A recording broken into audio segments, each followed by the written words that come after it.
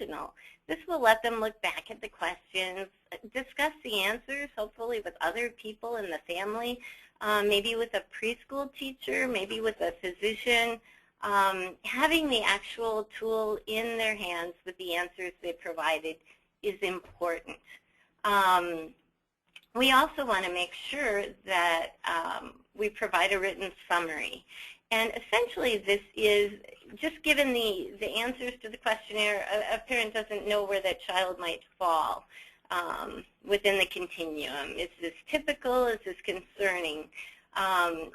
There's some controversy over giving the summary sheet, for example, of an ASQ to a family member. We've decided not to because we have so many families that we contact. Explaining the numbers can be difficult for us, and the fact that the numbers are based on standard deviations and means. And so we give families one of three pieces of information. We say a child looks typical, a child looks like they could use more experience or practice, or the third, where we would recommend a referral. However, each program is going to decide how much time they have to explain that summary sheet and the cutoffs to a family before they do that. What we really want to know as we come through the door with this summary sheet, and I say including parent comments, is we're opening a door. We're opening a door to be able to talk to a family about the developmental progress of their child and the future development of their child. I like to do the Visa commercial. The cost of one screen, about 50 cents. Let's see, how about the cost of a license to screen? About 250 bucks. How about the cost of having a family and a care provider sitting around a table talking about a child's development? It's absolutely priceless. So back to this list, the written summary of the screening results, a plan of action. We want to do something. We don't want to sit by and not have a plan. Even for a child with a typical result, we want to say, okay, what's next for this child? And where am I in that plan? Where are you in that plan? You'll do this, I'll do this, we'll work on this together. This is a conversation when someone might say, gee, you know, I'm kind of worried that, you know, everything's typical, but, you know, my baby keeps knocking over the baby gate. What a great time to talk about baby gates and safety. So at any rate, a great time to open up those avenues of conversation. The other thing we really need to do is give our contact information. If you have any other questions, if you have any other concerns, please call me, and here's where you can call me. We've had a lot of parents who, especially with concerning results, the day after, 2 days after, will say, you know, I really want to know what that meant. I really want to know,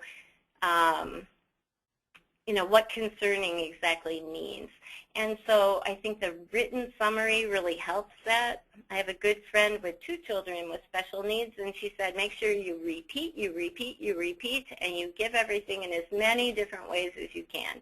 Verbally, written, a phone call back the next day, just to reinforce what you're saying. And I think we can move on to the next slide. Timing is everything. I have a to-do list, like many of us do, and I always make sure that assessing the results of my ASQs and getting back to families is #1 on my to-do list, regardless of what other things are waiting. Parents might be waiting and worried. After a parent completes this, often they're waiting for the results. They're waiting for you to give them a call. Sometimes we find that parents who already have concerns are more likely to return the ASQs that we give out. So we really want to call and open up this conversation or set up a meeting to share the results with a parent. So there she is. She's saying timing is everything. Next slide. So some obvious things probably to most of you, but some of the things we've learned the hard way. we don't want a public place to share potentially concerning results with a parent. We also want to make sure that we're choosing a venue where a parent and we can feel comfortable talking with each other. This isn't, information that all families, especially concerning results, want to have shared in a play group, for example. Anyone out there honest, caring, and objective? I feel I know you are. The other thing is we really want to validate a parent's feeling. We want to value their insights and validate their feelings. The insights that the parent shares on the questionnaire are answering the questions. And I love it. I worked with a woman, and she used to say to a parent, your answers led us to this result. In other words, it's not us saying we think that there might be concerns with gross motor development. It's that when you answered that your child wasn't walking yet or cruising yet or pulling up yet, it led us to know that you're noticing that your child isn't doing some things yet. And in fact, the screen validated your feelings. Kind of makes it a better experience all around. We want to describe the results and for each domaining as either reassuring or typical or concerning. We really don't want this to look like a test. We don't want children up all night studying for their communication exam. We don't want parents worried to do this, worried about the results. No 2-year-old fails communication. This is development. This is not a test. We avoid saying the words pass, fail, test. We don't even use the word score. We say we will assess the results of the ASQ or whatever screen we're using. Really important. I think that in talking about reassuring or concerning, we're also saying that this is really more important qualitatively than quantitatively. Whether a child, for example, with the ASQ has a 25.3 or a 25.7, it just doesn't really matter if it's below the cutoff. That's all that matters, is which zone that particular value lies on. So I'm going to go to the next page, next slide. Concerning results, of course, are the hardest results to share with parents, we've found. One of the things that Elizabeth Wall taught me, and she's at Birth to 3 at the Weissman Center, is she tells parents nothing about your child has changed from the time you did this questionnaire to the time I'm telling you that there might be a concern with, for example, communication. It's the same child who has a teddy bear picnic every morning, who hides under the table when you come home. It is the same child you love and know. It's just that you have one more piece of information about your child, and then we can do great things knowing this. One of the first things we want to know is let's not get our energy and emotion and, resources heightened until we're really sure that the result is a true result. And one of the things we do, as you probably know with most screens, you can average the typical result for a question that's not answered. We never do that if that result is going to be concerning. In other words, we'd rather know the answer to that question if indeed that might pull the result up to a different zone. So we always said, you didn't answer this question about crawling. Is he doing that? The other thing we asked is, did you understand all the questions? When you said no, your child isn't climbing, did you mean trees or on top of the furniture? And those of you who work with Hispanic clients know that the verb climb can mean two very different things in Spanish. And 2-year-olds aren't climbing trees, but they are climbing furniture. The other thing is this could be related to culture and experience, and our next two from the field speakers will talk a little bit about meeting with families where it was culture or experience that really influenced the answer to the question. Another thing is, and I guess I already said this, but were parents able to understand the question? When they said yes or no, or yes or not yet, Do they really understand the spirit of the question? Sometimes that's where our expertise really comes in handy, is understanding the spirit of a question. And the other thing is sometimes we visit and an answer is turned from not yet to yes, because the child only needed another week. I went to a training on ASQs, and I was told if a child isn't cutting, but if you give that child, you know, instruction on cutting, and 15 minutes later, lo and behold, the child's cutting, change the answer and the results. We're not going to just wait for this magically to happen. It's all about experience and practice. Very often. Emphasize strengths. I love to go and say, your child, just, you know, you said yes to every single question about personal social development. Your child wants to be where the people are. Your child wants to be interacting. And it looks like we need to do some work on gross motor so your child can get to the group of friends that he's doing so well with. So we really want to mix the positive with the challenging and start out with the positive. We want to remember the limits of the tool. This is not diagnostic. I had people say, I hate telling families their child has a delay. I said, you better not be telling them that, because the tools really just signify a potential delay. And that's when we need to get more and further assessment. Again, plan of action. I'll do this, you'll do that. I went to a business seminar once. They talked about don't leave the monkey on the customer's back. And that means don't give the parent a phone number and say, call birth to 3, call the school district. You say, with your permission, I'd be happy to call my friends at birth to 3, call my friends at the school district, and let them know about Jose's results, and they will be giving you a call. So realize that you can take the next step for the family. We find that when we give phone numbers out, a lot of times they're not used for all different kinds of reasons, but we can take the first step. The other thing is we need to respect a parent's choices. A parent might say, no, I do not want a referral. Or a parent might even say, you know, his older brother did the same thing and he grew out of it.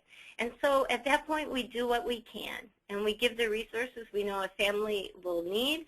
They have our contact information. We offer to rescreen. We say maybe we can look at this again in a month and see the results. I had one mom, and she did the 30-month ASQ, and every single domain was below the cutoff. And she did have the response. Well, his brother was kind of the same, and it took a while for him to grow into those skills. We redid the ASQ at 33 months, and the same thing showed up. And she said, well, maybe we should get the assessment that you're recommending. And in fact, they went for an assessment with their pediatrician, and at that point for 3, and the child was found with a profound hearing loss. But I think that if we had been pushy at the 30-month and said, you really need to get this referral, instead of letting her grow with that information and still being there as the child got older, I think we might have lost that family. And in the end, it's one of our success stories that we love telling. This 33-month-old who hadn't heard the world for years, with a hearing aid and some speech therapy, we could have filmed the video. Turned around amazingly. Even his peers said, you know, what happened to him? You know, he's talking to us. He's interacting with us. And the other thing we can do if a parent does not agree with a referral is provide activities, part of the plan of action.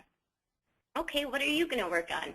Here's a list of things you can do with your child to help develop these skills. Parents sometimes need and want some advice and need and want some ideas of activities to help the situation to foster the development of their child. The other thing we can do, and I know Colleen's going to talk about this a little bit, non-formal referrals. It doesn't always have to be birth to 3 or the school district. You know, does the YMCA have a swimming program? Is there a play and learn, drop-in play program where your child can go? What about a play group? What about a parenting group? What about a parenting class? there are all different kinds of ways we can help parents if they do not wish to pursue a formal referral.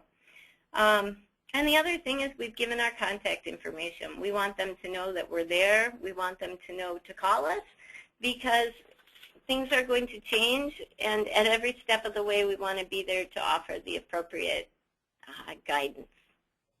And I think that's pretty much my piece, and I'm really excited about hearing about how it's working out there in the real world from Melinda and Colleen.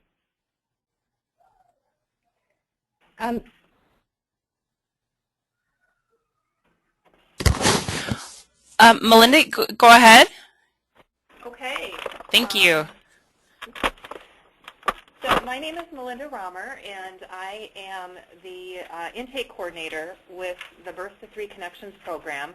We are one of 2 Birth to 3 programs in Dane County.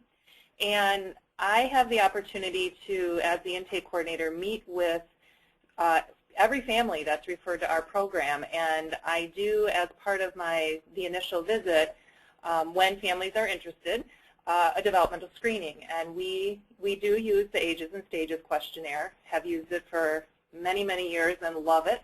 And, you know, the screening is an opportunity to really just have that open discussion with families about how their individual child is doing, and then really talking about just child development, because the developers of the ASQ in particular, and I'm sure every screening that's out there, you know, the focus of those screenings are on developmentally appropriate activities. So it just opens up that dialogue about the different things that kids would be doing at different ages, things that kids might, you know, practice on. So that screening, the results of the screening will give us insight as to whether further evaluation or assessment is suggested in any area. And like Lizzie said, it's not a way to give a diagnosis or say a delay, but just, you know, it's a way for us to know, would it be good for us to take a little bit, you know, a further look in this area? Or our program, we always look at overall development, but it helps us just talk with families about those things. So as part of my visit, obviously I'm able to review the screening results with the family as soon as possible, and that's part of the next slide. Just like Lizzie had said, we want to do that. We don't want families, you know, waiting around for results and wondering, oh, you know, how are things looking? Should I be concerned? What should I be doing next? I have the great opportunity of being able to review those screening results with the families right away, because we're doing the screening together, you know, in their home, often with their child, trying the activities and going through each question, you know, activity by activity. So when I'm talking with families, the screening often does reflect their concerns. One thing I typically do during intakes is I have an interview with the family prior to going through the screening, and more often than not, when we get done with the screening, the results will really validate the parent's either main concern or, you know, primary reason for us kind of being there talking. So it's nice to be able to show that screening and those activities and show them that, yes, you're concerned, you have one, and maybe going ahead and looking at things further is going to be definitely a good idea. So the screening questions and activities always can be used as a discussion point. Like Lizzie had mentioned, go back to the activities and talk about, oh, you know, I see your child is doing really well with running, or look how great they're doing with, you know, looking at books and turning the pages. And so keeping things very, looking at the parents' concerns and keeping things very positive, emphasizing the strengths of the child.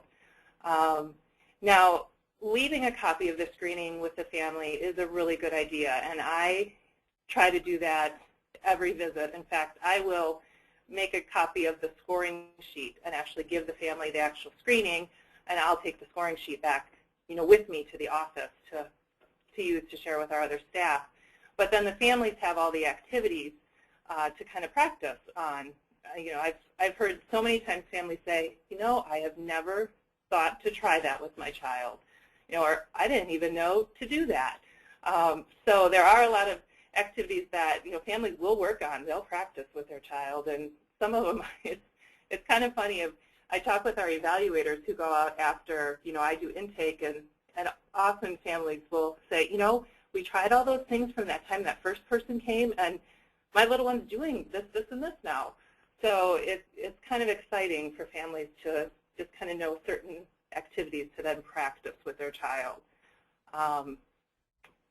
So when reviewing the results, it's always good to emphasize the strength of a child. And moving into the next slide as well, keeping your language as positive as possible when talking about the different areas of development and the screening results.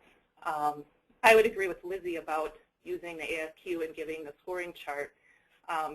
It is nice to use kind of as a visual. Some families like to see the dark, the gray, and the white area for those families who would need more visual. But it's so much nicer to say, look, your child is doing so well in this area. Let's look at all the questions and activities here, and they're doing every single one. Obviously they love to move around and climb on the furniture and jump. So, talking about all those positive things. And talking about areas that we want to keep an eye on.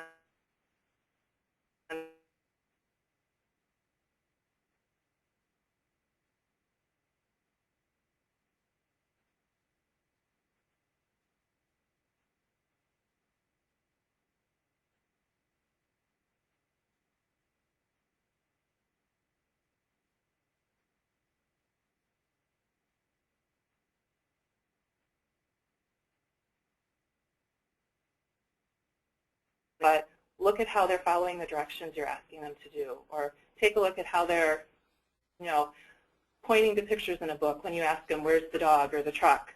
So there's always positive ways to talk about the results. Now, some of the things that I have found, and the next slide discusses some of these, is there are a lot of things that may affect the scores for the ASQ in particular. I'm sure other screenings.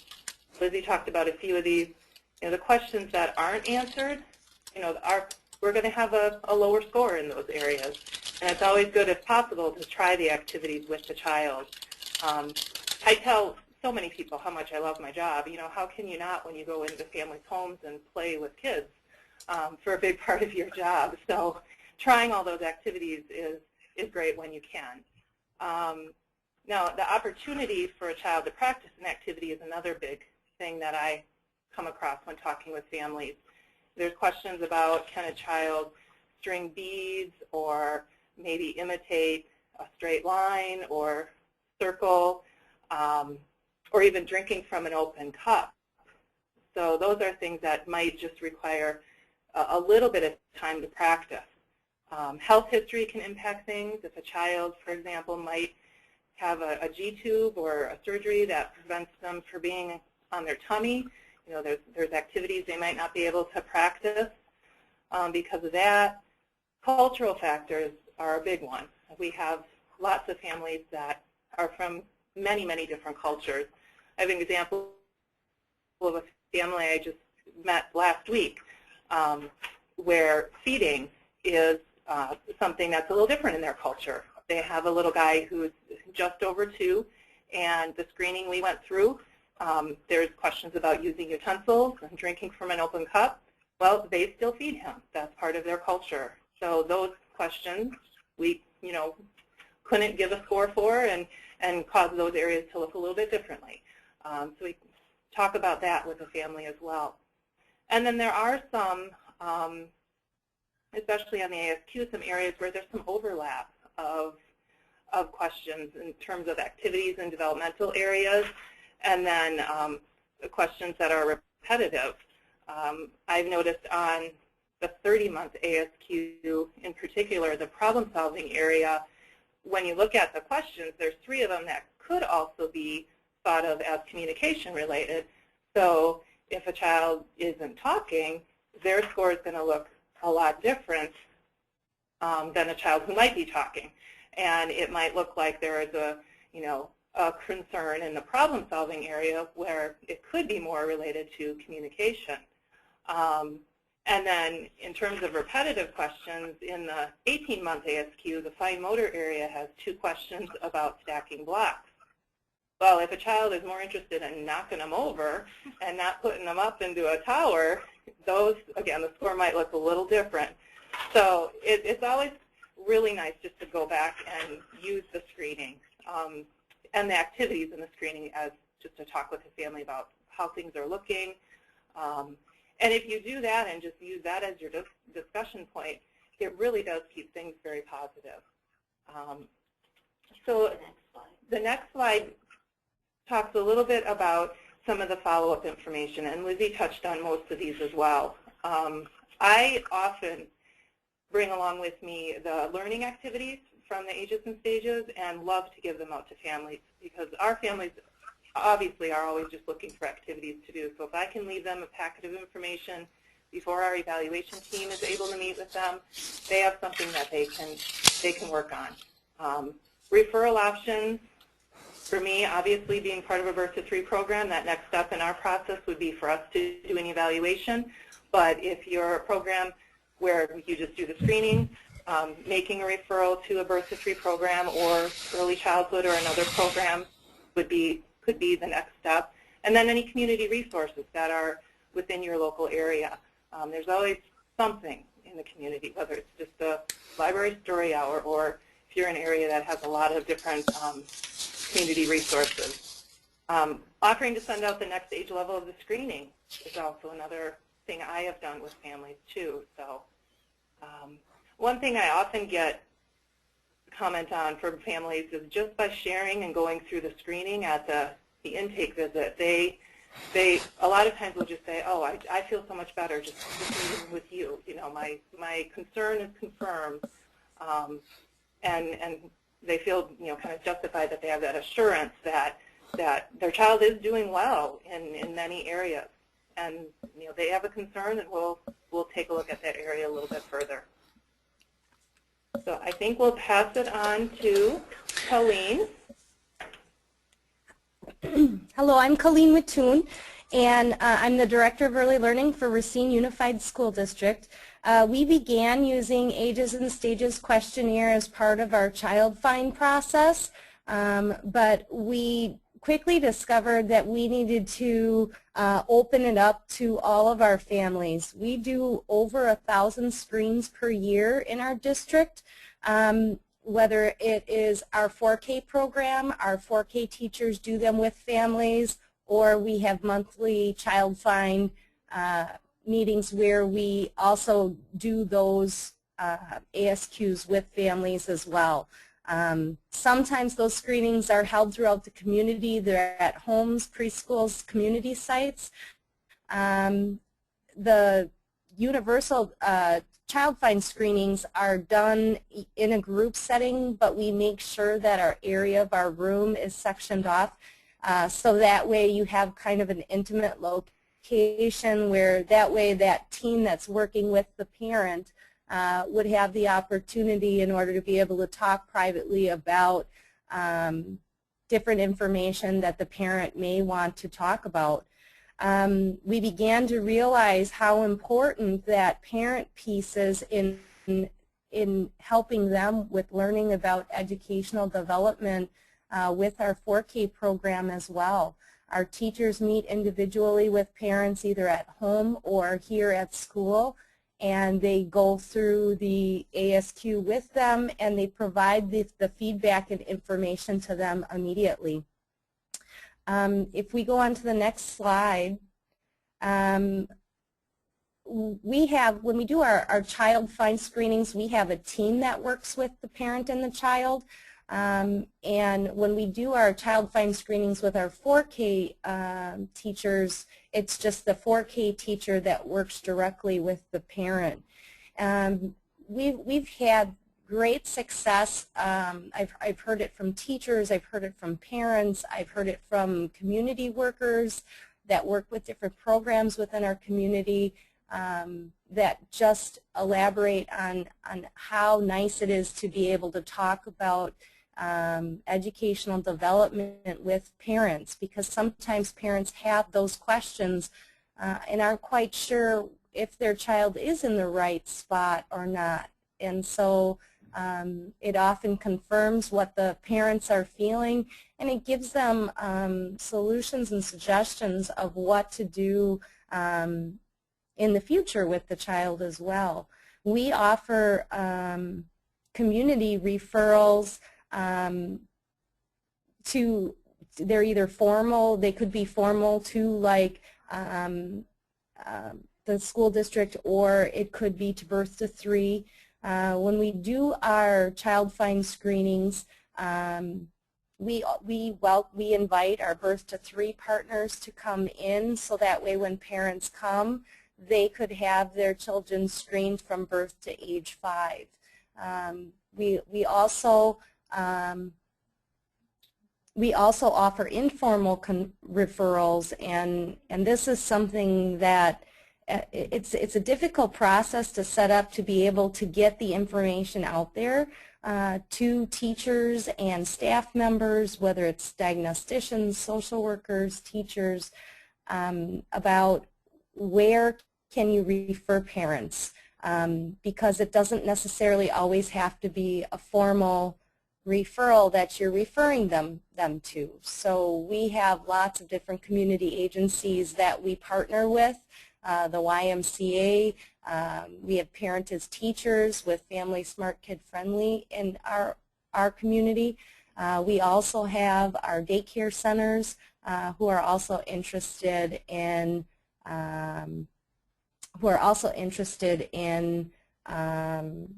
finding out just different places or locations that we would be able to offer information to parents. It's a great opportunity when a teacher, a great opportunity for me as an administrator to have a teacher come up to me and express the excitement of how much they've learned about their children through working with the families together, and that have a stronger communication and relationship with those families because they took the time in order to do the ages and stages questionnaire and learn more about the child and the family together. Hi, Colleen, this is Lizzie. Yes. Is this a slide you'd like to be on, or should we change slides? You could move to the next slide. Okay, great. We also, we make sure that the ages and stages questionnaire is done in person, and we sit down with the parent and we give that immediate feedback to the parent, so that way the parent is able to ask questions right away. We provide the activity sheets for all children when we provide the screening information, because there's such a wealth of information on those activity sheets for parents in order to be able to share that information with them. There's always something on there that they haven't seen or they haven't thought to do with the child. We had a situation in Racine where we had a family who, again, had a hearing loss. They thought the child had behavior issues. The child was screaming at everyone and hitting everyone, and because of the intervention that they asked them to take the ages and stages to their doctor and have their hearing checked, that child was found to have a hearing loss, and once they determined that, then that child began to learn how to communicate in other ways. So a child that may have looked like a child that had a lot of behavior issues turned out very differently. I've had teachers come to me and look for suggestions of referrals because the parent and the teacher were having conversations about a specific area in ASQ, and they were looking for ideas of where to send the parent. The ASQ and sharing that information with the parent allows that parent the opportunity to be able to open the discussion for so many other topics. So If you could go to the next slide. We also we collaborate a lot within Racine with other agencies. We try to make sure that our community agencies are brought in to our referral processes so that they understand how to make a referral to the school district, but also that the people in the school district need to know how to refer parents to other agencies as well. And we offer the opportunity for parents to access our monthly child find screenings, but we also offer parents the opportunity that we can have staff come to them as well and do the screening in the home. So we offer a variety of locations for that feedback to happen, and it depends on the parent and where the parent would feel comfortable in order to have those screenings take place. I encourage my 4K teachers to do home visits and visit with families within their home, and it's always wonderful the feedback that you get and the relationship that's built between the teacher and the parent and even the child when they see that teacher come into the home and be able to share that information so that they really feel that we're partners with them. We're not their child's first teacher, the parent is, and we have to respect the information that we get from them as well. Can you go to the next slide?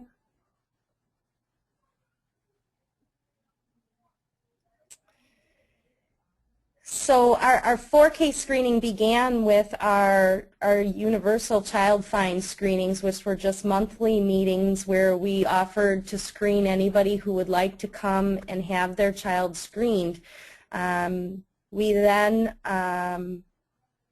realized the importance of that feedback to parents. We began seeing children who were coming who we actually made a formal special education referral for.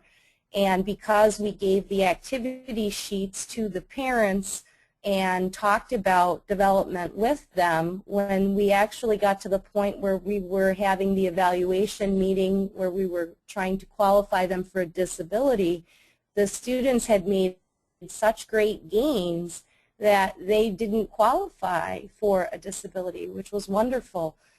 And we realized the impact of sharing that information with the parents and how important it was in order to give them that information sooner. So from our child find screenings, we began to screen all of our 4K students, whether they were regular, all of our regular education 4K students. The teachers began screening them so that way they could provide that information to parents sooner, and it counted as part of our parent involvement. It creates such a collaborative relationship with the parent that they start to understand the importance of their part in their child's development, that it's not just the school district that's going to be able to give their child knowledge. It's everything they do all day long within their home environment that builds all of the area domains, not just your language and communication, but all of the things that they do throughout their day are helping them to create their whole child development. Parents feel much more comfortable with staff working with their child. They start to collaborate with that teacher. There's more conversation between the teacher and the parent about that as well. And teachers can provide educational resources and community referrals to parents. So we talk about, the YMCA, we talk about the public library, we talk about our United Way organizations. We have Advancing Family Assets, which is a United Way organization.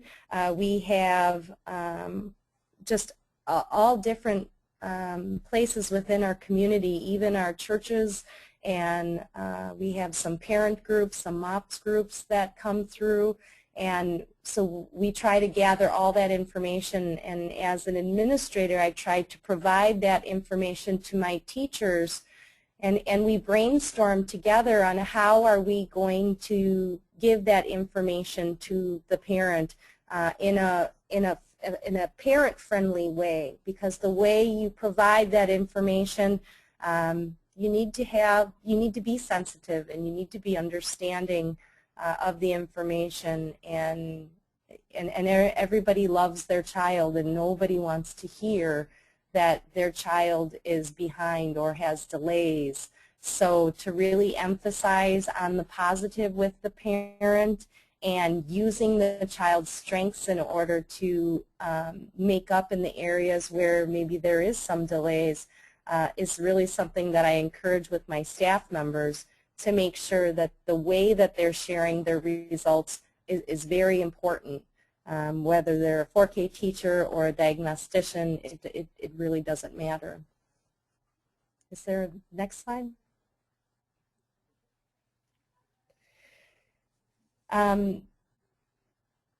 Again, wrapping up in Racine Unified, our 4K program, we do provide the Ages and Stages questionnaire for parents on an individual basis, and we do it in a large group setting for child find screenings, but we still have a location where parents can feel comfortable talking to staff members, and we also provide them on a one-to-one basis as well, but really educating the parents on making sure that they understand they're their child's first teacher and they can affect their child's development on a daily basis.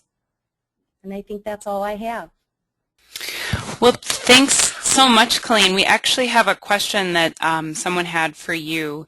So thinking of the logistics of completing the screen in the large room that you mentioned kind of at the beginning of your remarks, how many families are working together at the same time, and maybe can you just talk a little bit about how that works? And in the meantime, if folks have other questions, if they want to type them into the question box, and we can try to get them answered in our remaining time. Sure. We have a room, but we have it kind of sectioned off, and we typically put our team members in the far corners of the room, so that way there's enough space. We have tables set up, and we have kits for each table or each set of people that are working with a parent and child. And then they go over the results and the information and offer any type of either formal or informal referrals to them right away at those sites. Does that answer the question? I think so, and I have another question here, and the question is, do you provide transportation to families to get to screening appointments? And I'll invite our other presenters as well to answer that question too. Well, when we work with our community partners, we oftentimes have our community partners that bring families to our community screenings. So they know where they are located, and they will bring transportation to our community screenings. So we don't offer transportation through Racine Unified, but through our collaborating partners, we will try to get transportation for the family to come. Great, thank you. And Colleen, as a follow-up to, I think, the earlier question I asked,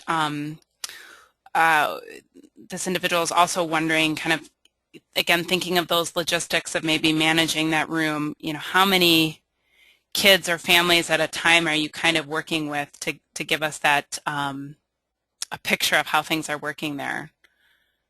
We have 3 teams of staff that are working with a family, so 3 families at one time.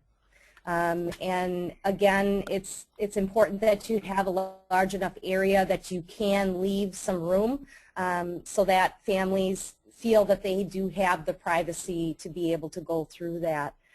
Some parents who are kind of in denial regarding their screening results, they really have, they may have a hard time dealing with the information that you're providing to them. So it really works nicely in order to be able to offer for those parents referral suggestions in order to help them, but also it's not us that's giving them the results. It is the parent that's providing that information. So you have to kind of word it in a way in order to get that parent to see that there may be some other things going on that we need to monitor. But again, starting with the strengths and then following up with the suggestions. And Colleen and Jenny, Melinda and I are here. I think, too, sometimes the best you can do is plant that seed and start a parent thinking about it. And this is the parent in a better position than they were before. They did that ASQ, and the truth is we're not going to be able to force this information on a parent who doesn't want to accept it. We've even had preschool providers who send us 2 ASQs, one that the parent did and one that they did, and the results look very different. They say this parent is in denial. But the truth is every time a parent answers a question, in their own mind they're saying, well, are they really doing that? And we actually had a parent who came, and she now speaks to our parent groups and says, I really think I was in denial. But because of asking these questions, discussing these questions with other family members, she came eventually to a different understanding of where her child was at. And so that's what we can do. We can't do it all sometimes. You know, we've also had the situation where we had a student who was labeled with a disability of speech and language so they had basically articulation issues, but the speech pathologist started to have concerns in other areas with language development. And the ASQ has had a nice job just having the parent fill it out so that way we could kind of see the other developmental domain areas. So it's offering them the opportunity to, again, learn more about their own child's development, and that parent then realized the need for other additional services that were used. Again, it began the conversation to open up with parents about child development and to be more specific about their child. So I have 2 kind of different questions. I'll start with one. I'll share both questions and give you guys time to prepare some answers. So there's a number of other questions just about like the logistics of how do you manage those screening kind of events, Colleen. Yeah, how do you schedule? Do people sign up ahead of time? Do they? Is it walk-in? And then question 2, which I'm hoping maybe Lizzie or Melinda could answer next, is talking about rescreening. And Lizzie, you provided a great example of the skill for cutting, and maybe a parent hasn't given their child a scissors, and so it's a skill they just hadn't had time to develop. So when you do that rescreen, the question was, do you do the whole screen over again, or do you just look at that that one particular skill? So maybe Colleen, if you can start with that kind of logistical question. Well, we have a diagnostic center phone number. So we have, if parents are interested in signing up for our Child Find screening, we do have a number that they could call to actually sign up for the date. We do accept walk-ins if people walk in, because we do put the flyers and information out all over the community.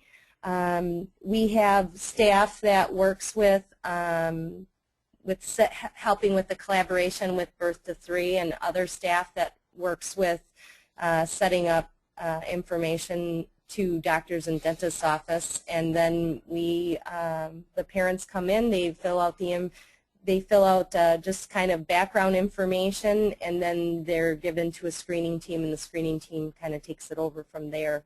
And then they do the screen and share the results immediately.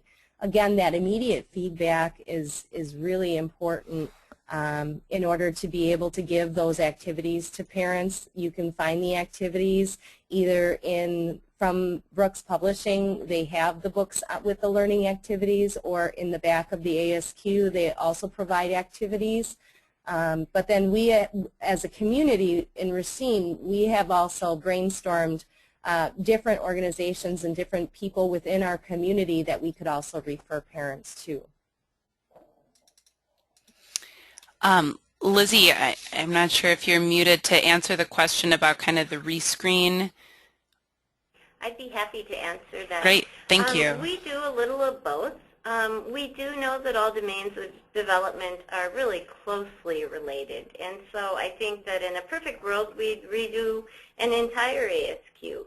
But sometimes it looks like it's really just about one skill, and sometimes we decide we're not going to send this child for, special ed for early childhood to birth to 3 because, for example, of scissors and the child who's never had scissors. And so, we may do one or the other. If it looks like it's really particular to one area within a domain, we might just check on that at a future date. The other thing is the child may have grown into another ASQ. In other words, a child who was at 20 months, not cutting, but at 20 months might now be at a 22 months. And at that point, it's especially important to redo the entire ASQ. But for example, if a child was doing things at 20 months and you're now doing the same ASQ, the 20 months, say at 20 and a half months, it really would be the one area you were interested in that you could rescreen. In other words, to put parents through answering the same questions about the same child, we don't generally expect that things have gotten, that children have lost skills since the last time that they did the ASQ.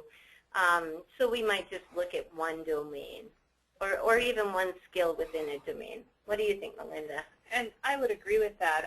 We have many families where they may not choose to move in to do an evaluation, but I always offer either, would you like me to call you back in a couple months just to check in, or would you like, so it's just a way for them to have the information or have that next contact or follow-up. And, if I call them in a couple months and they're not interested in going through the screening, that's okay. But it just gives that opportunity to have that discussion again. And I agree with Lizzie that probably going through the whole screening, especially if the child has moved into another age range, would be a good idea. And it doesn't take a whole lot of time. Yeah, I'll add, and I'm going to flip this over to Colleen. I know a lot of people in the school districts have questions about rescreening. And Colleen, I believe you've solved some of those concerns. Yep. Having to do with early childhood personnel rescreening. It kind of puts the school district in a whole different position legally, et cetera, in terms of providing services. And I think, Colleen, don't you have your regular ed staff do the ASQs and your early childhood people do the assessments? Help me with that one. For our ASQs, because we have the two different uses of ASQs, our regular ed staff does do the ASQs, so they would do the monitor and they would do the rescreening through the monitor with the parents. Now that would be regular education staff that's doing that and working with parents on that. For the child find piece, our special ed staff does do the child find piece. And a parent can access Child Find as many times as they would like to come back, and anytime the parent would come back, we would again rescreen the child, and they can access our Child Find as many times as the parent would like. Our special ed staff doesn't do rescreens in the same monitoring way that our regular ed staff does. And that's the fine line between, which is, well, it's why we went also in order to having everybody screen everyone, because you can't make that determination if you think that child may have a disability, so you're screening them, Well, you've already said you think that child has a disability and a referral should be put in. So that it's a sticky line that you walk. So we have our regular ed staff do the ASQs, and if they feel that that child has the areas in the black and feels that an evaluation should be put in, then they put it in.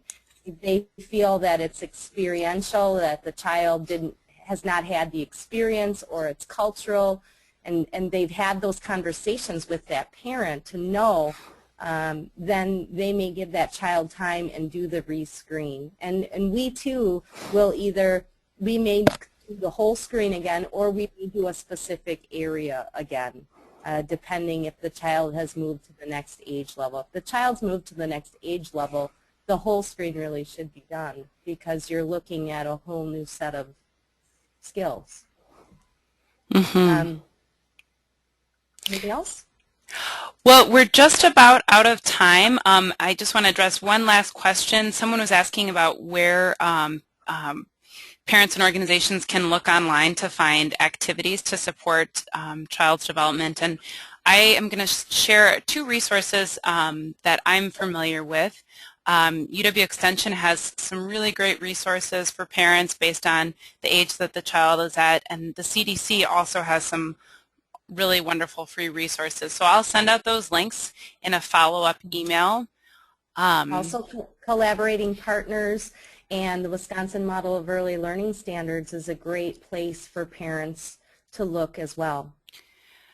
Great. And Jenny and Colleen, not to advertise Brooks Publishing, but their new learning activities in both English and Spanish with CDs Yes. for each one, they're 2 million times better than the last set. They're absolutely wonderful, and we're so enjoying using them.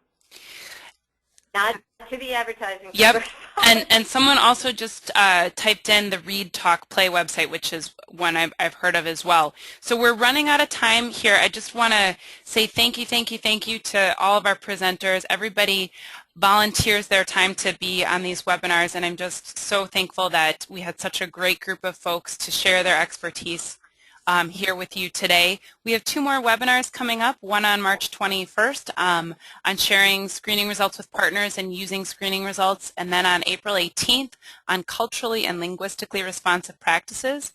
To register for those webinars, you can go to this link where you also registered for this webinar here today, and you'll find on that exact same site we will post an archive of this webinar sometime next week, and you'll find all the tip sheets that we referenced here today.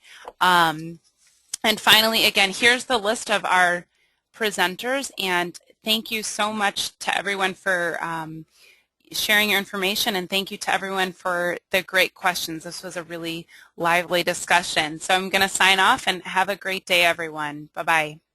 Thanks, Jenny.